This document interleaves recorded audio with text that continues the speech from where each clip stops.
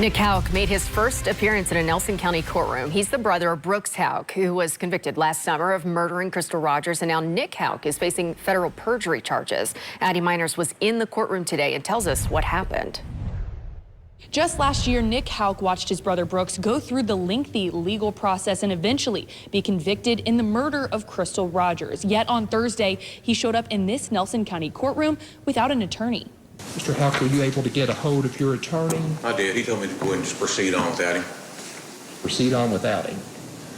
And Your Honor, the Commonwealth reached out directly to Honorable Wren, and he essentially said he's not been retained, and that's the reason he's not here and he's not entering an appearance. With the Houck family present on Thursday, including Nick's mother, Rosemary, who prosecutors called a co-conspirator, along with Nick during Brooks' trial. Nick Houck pled not guilty to one count of perjury, although he says he's not sure what he perjured.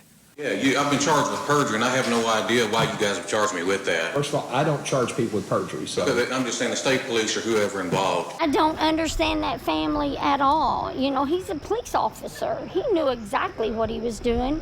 He knew exactly what was happening in there. So I don't know. Sherry Ballard, the mother of Crystal Rogers, was also in the courtroom on Thursday. Nick's brother Brooks Houck was convicted in the murder of Rogers just last summer. Now, Nick is accused of committing perjury sometime between July 2015, the month Rogers disappeared, and August 2023, when Brooks was first arrested. While KSP has still not clarified whether or not this case is related to Rogers' disappearance, Ballard is hopeful it will lead to more questions being answered. I'm always praying for that. But today I'm going to take one day at a time and take what I get. Nick says he will have an attorney present the next time he appears here in a Nelson County courtroom, which will be on July 2nd. In Nelson County, I'm Addie Miners, WLKY News.